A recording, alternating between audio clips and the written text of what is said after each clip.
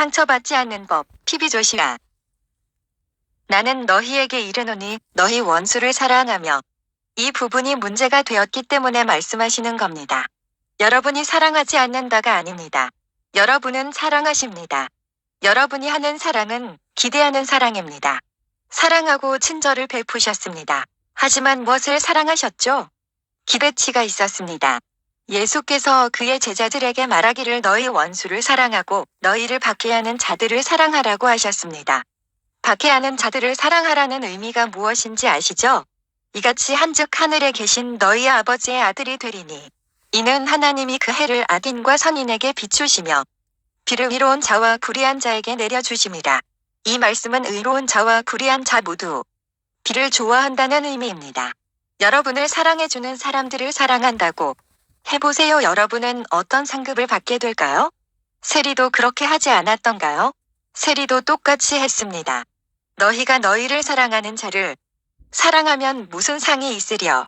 이방인들도 이같이 아니하느냐. 그러므로 하늘에 계신 너희의 아버지의 온전하심과 같이 너희도 온전하라. 기대하지 않는 사랑에 관해서 성경은 무엇을 말하고 있습니까? 무엇이 없는 사랑이라고요? 기대감이라고 했습니다. 기대하지 않는 사랑을 할 때 우리의 사랑이 영에 심겨집니다. 사랑을 심는다는 것은 우리의 사랑의 행위로 하나님을 영화롭게 한다입니다. 여러분이 어떤 것을 하는가에 있어서 하나님을 감동시키고 영화롭게 하기 위해서 여러분이 하는 어떤 것이든 하나님의 영이시기 때문에 여러분의 영으로 행하게 되는 것입니다. 우리 예배자들은 하나님을 영과 진리로 예배합니다. 하나님의 뜻에 완전한 겸손과 순복함에 다시 말씀드리겠습니다.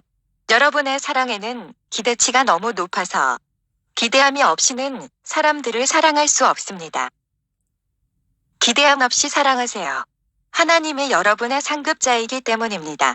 기대함 없는 사랑이 우리에게 하늘 아버지의 사랑을 받게 합니다. 이것이 마태복음 5장 44절이 말하는 바입니다. 너희 원수를 사랑하라. 너희를 저주하는 자들을 사랑하라. 너희를 싫어하는 자들에게 선을 행하라. 그리하면 너희는 하늘 아버지의 축복을 받으리라. 여러분은 아주 사랑이 많고 친절하지만 기대함이 있습니다. 어떤 것을 기대함이 없이는 어떤 일을 하려 하지 않습니다. 이것은 이기적이고 전형적인 물질적인 이유가 됩니다. 기대함 없는 사랑만이 우리에게 하늘 아버지의 사랑을 받게 합니다. 하나님의 사랑을 심을 때 하나님의 사랑을 거두게 됩니다. 우리는 이 영적 법칙 안에서 믿음을 드러내려 해야 합니다. 여러분은 그냥 믿음을 드러내시면 됩니다. 여러분의 믿음이 믿음 안에 믿음이고 여러분 안에서의 믿음밖에 안 된다면 그게 눈에는 눈 예는 이입니다. 때리기만 해봐 나도 너 칠 거야 입니다. 우리 주 예수 그리스도의 이미 이루신 일 안에서의 믿음입니다. 반드시 이 영적 법칙 안에서 드러나야 하죠. 기대함 없는 사랑은 너희 원수를 사랑하라고 말합니다. 너희를 저주하는 자들을 축복하고 너희를 싫어하는 자들에게 선을 행하라고 합니다. 그리하면 하늘 아버지의 축복을 받게 될 것이다라고 합니다. 바로 그것입니다. 올해 여러분이 받을 큰 상급은 반드시 기대함 없이 사랑해야 함에 있습니다. 사랑하는 사람, 친인척, 지인들에게서 특정 행동의 기대함은 그리고 친구들에게서 기대함은 상처를 만들어줄 뿐입니다. 예를 들면 제가 도움 드린 것 때문에 여러분이 나를 반길 것이라 기대하거나 아니면 제가 연장자라서 또는 TV 조시아 목사라는 지혜 있고 여러분이 제 성도라는 것을 기대한다면 저는 여러분이 저를 반길 것이라 예상했는데 여러분은 저를 무시합니다. 이것이 상처받음이 주요 원인이 됩니다. TV 조시아 목사가 자기를 반겨줄 거라 기대했는데 우리가 성도이니까 절 그냥 지나치고 무시한다면 이것이 상처의 주요 원인입니다. 저를 여러분이 반겨줄 거라 기대했기 때문입니다. 재치리, 나이 등으로 종종 실망합니다. 상처받고 우리 기대치와 맞아 떨어지지 않기 때문입니다.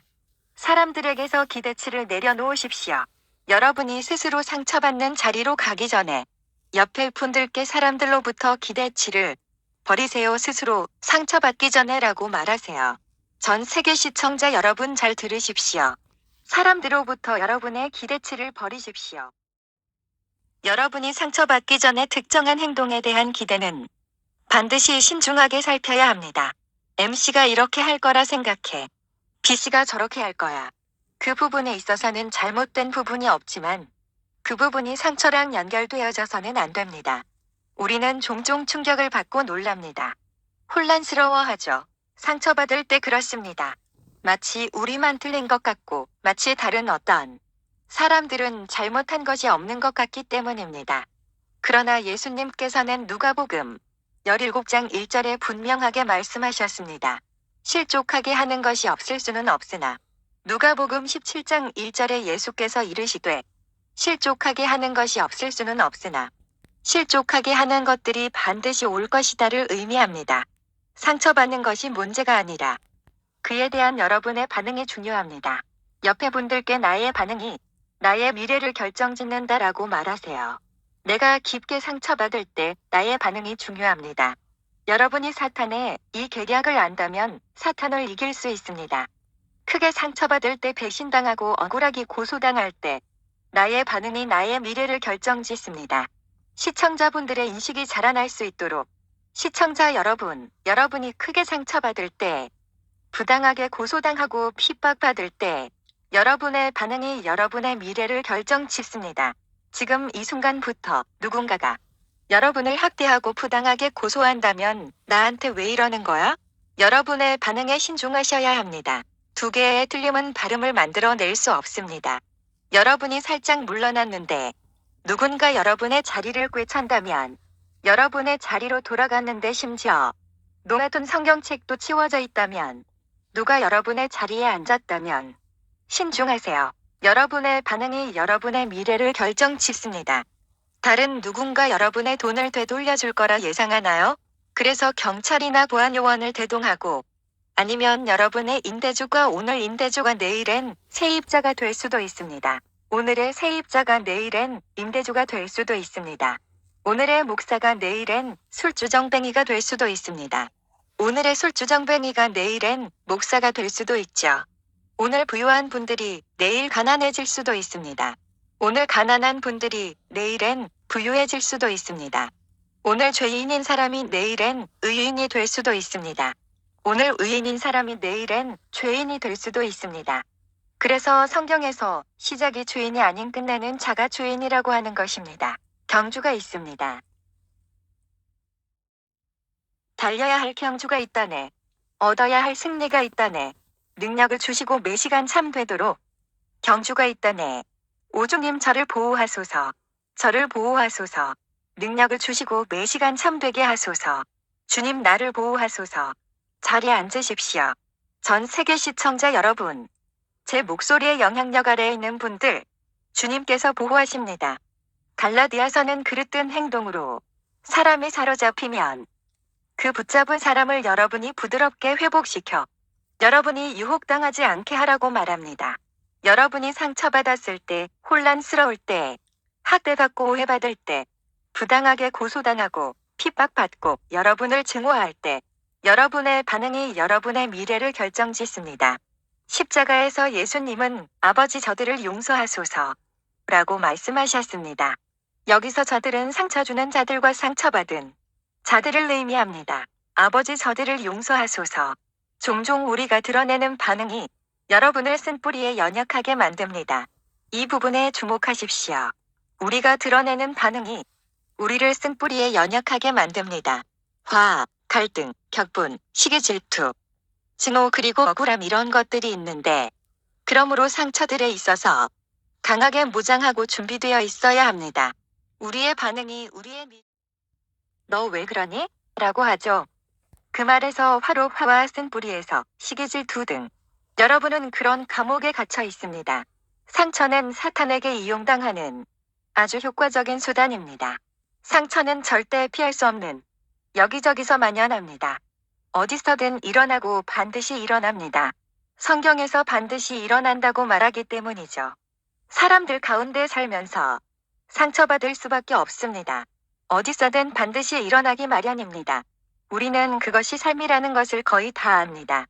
여기저기서 흔히 볼 수 있기 때문입니다.